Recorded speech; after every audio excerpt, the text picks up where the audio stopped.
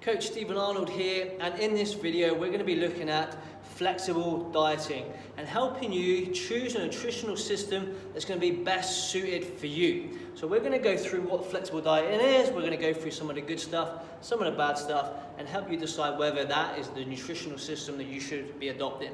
So for those of you that don't know, flexible dieting, or as it's commonly known, if it fits your macros, is where you have a calorie and a macro target to work towards each day.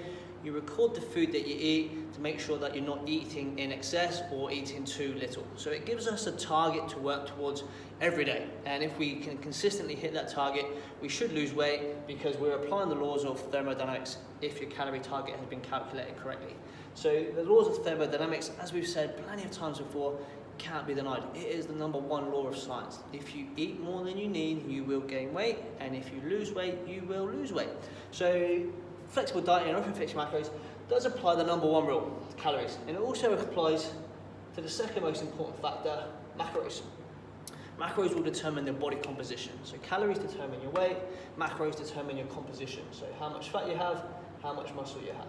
So you can eat 3,000 calories of broccoli, but because your macros are completely off, you will lose weight, but you're also going to look like shit.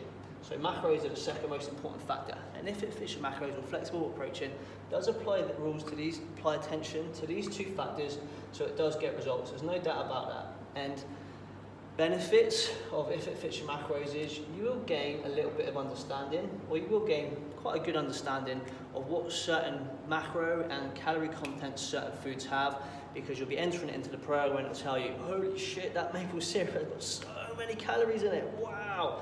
So that's where I've been going wrong. I've been having way too much butter, way too much syrup. I've been having way too much sugar in my soft drinks. Wow. So it gives you that understanding, and it also gives you more freedom than a meal plan. So if you don't like being told what you want to eat, what to eat all day, every day, like if a traditional coach might give you chicken and rice and you don't want to eat that, this flexible dieting gives you the freedom. It gives you a bit of freedom to select the foods that you want. As long as they're fitting within your calories and macros, it's a-okay under this flexible dieting umbrella. Now, freedom doesn't necessarily mean it's a good thing either, but we will come to that later. All right, so it does work, we know that, and there's some benefits to it, great. So why don't we all do it? Because it sounds pretty good to me. I get to eat some chocolate and I still get to lose weight. All right, so these are the downsides to flexible dieting, or if it fits your macros. Number one is it doesn't apply any time or consideration to nutrient timing. Now, nutrient timing is a very small, insignificant factor compared to calories and macros. But if you're looking for optimal results, nutrient timing is very important. You want to time your carbohydrates and your proteins around that training window to create optimal body composition and performance and recovery and adaptation. Now, flexible dieting doesn't do that. So that's one part where it falls down. The other one is micronutrients. It doesn't apply any attention to micronutrients. So fiber, magnesium, zinc, vitamin D, vitamin A, vitamin B, vitamin C, none of these things come into consideration. Now, some coaches will give you a fiber content to try to hit, which makes this a bit better. But at the end of the day, micronutrients are like the forgotten aspect of nutrition. People forget about how important they are. And I keep going on about this, but if you are deficient in magnesium, and in a survey done in 2007, 70% of Americans were found to be deficient. So that's not suboptimal, that's deficient. My levels are so low, they're gonna affect you. So 70% of Americans were deficient in magnesium, and magnesium is present in over 300 biochemical reactions, including muscle protein synthesis. So if you're not applying attention to your micronutrients, people that are going to perform better, look better, and get better results long term. It's as simple as that. So if flexible dieting doesn't apply attention to that. It also doesn't apply attention to nutrient source. So yeah, okay, calories and macros, they get me the result, right? Yeah, we're applying laws of thermodynamics. But there's also other things to be taken into consideration when you're choosing your food. You can't just eat the food that you want and expect it to work because of calories and macros. It will work to a certain extent, but there is consequences and side effects to having poor choices all the time. So foods also have things like pro-inflammatory markers. So I'm going to come this way. Pro-inflammatory markers. They also have a thermic effect of feeding. They also don't flexible dieting also doesn't pay attention or consideration to the GLUT transporters, or the rate that you can uptake glucose out of the small intestines. So you might be getting home and just having all your carbohydrates last thing at night because you like to binge out. So not only that is applying to calories and macros, but you're completely neglecting nutrient timing, which is going to affect your digestion. It's going to cause you digestive issues, pain and discomfort. So it's a lot more to be considered than just calories and macros. Another thing, nutrient sources, what foods you choose, also affect your FODMAPs and your digestion. So these are things that need to be taken into consideration as well. All right, what else in terms of the system and the technique of if it fits your macros? What else doesn't it do? Well, it does promote restriction within your diet. So just think, if you give a client a target of 2,000 calories per day, they eat throughout the day, they grab stuff, they're here, there, they eat this, they eat that, they get home at the end of the day, they look at the phone and they're like, oh wow, I got 100 calories left, what am I going to do with that? So they're limited, and now they become, I can only eat this, I can only eat that much, I'm not allowed that. Now for a lot of people, this is part of the problem why they are overweight. They're rebelling against being told what they can or can't do. They're rebelling against portion size, portion control, what society tells them they can and can't do. So by putting these restrictions on people, it makes the process negative. It becomes unhappy, unenjoyable, restrictive. They're putting a system that people can't stick to. How can I have 100 calories in my last meal? They have to go over, and then it's like, oh, I failed, I've given up, I failed my coach, I failed to hit my calorie target. So it is restrictive. As much as you get freedom on the good side, you also get restriction. And part of restriction is having that freedom. People that are given this flexible dieting approach might not necessarily have the knowledge and understanding that they need to make the right choices with that freedom, because they aren't aware of all of this information here. So restriction is bad. Relationship with food as well. People are going to be looking at foods like, I can't have that. That's too high calorie, I can't have that. So part of the reason why a lot of people are overweight, again, is their relationship with food. And if we're putting this flexible diet in, or these restrictions on people, that's going to impact the relationship they have with food. So not always, not for everybody, but for a lot of people, I like to take the approach for newbies and beginners. Instead of focusing on what you can have, let's focus on what you can have. Eat more vegetables, eat more fruit, eat more meats, eat more root vegetables. Now this then shifts the attention away from what they can't eat, what they're not allowed, and then lets them think of nutrition in a healthy, positive way. And this is going to have a much better effect long term to the right people. So flexible dieting falls short here as well. Where else does it fall short? It falls short with muscle protein synthesis. Now for the intermediate to advanced athletes, or for anybody that's wanting to grow muscle, we want to make sure that we're putting ourselves in a position where we are in a state of muscle protein synthesis for as long as possible. Now if you're applying flexible dieting and you're not applying attention to nutrient timing, you might not be hitting that leucine threshold. Like at the end of the night, if you get home and you've got 250 calories and you've used all your protein up, you're not going to hit that leucine threshold in your last meal of the day. And then you're going to go to bed and you're going to go to sleep. And when you wake up in the morning, you might have spent 12 hours in a negative protein balance because you haven't applied attention to nutrient timing. The last meal of the day didn't have enough protein in it, and you've become in a neck position of negative protein. You've actually lost muscle tissue because your nutrient system or your nutritional strategy hasn't applied enough detail in the areas that you require it to. Cell turnover rate as well. Again, our body is in a constant position of cell turnover rate. It's constantly killing old cells, building new cells, taking tissue from here, putting tissue there, constantly turning over. It's a cell turnover rate. And if we're not fueling this by applying attention to nutrient timing, micronutrients and nutrient source, you're going to be falling short. You're going to go to sleep, you haven't got the fuel to fuel that cell turnover rate throughout the night. Your body might produce cortisol to break down glucose out of the liver, and what's going to happen? You've got cortisol in your system in the middle of the night, and then boom, you wake up, your sleep gets affected, your sleep becomes inadequate. Then when you wake up the next day, you're going to be tired, hungry, craving more energy because you had an inadequate sleep, and you're going to cheat on your system. That's going to impact the relationship you have with food. That's going to impact the choices that you make, so your nutrient source again isn't right. And then your timing's off. So this has a negative effect all round. But these are small factors a lot of people don't think about.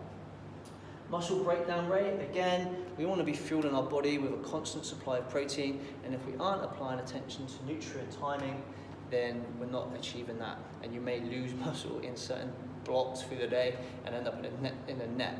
Well, you shouldn't really end up in a net balance if you're hitting your macros right, but you are going to be definitely in a position of less than optimal muscle growth throughout the 24-hour period.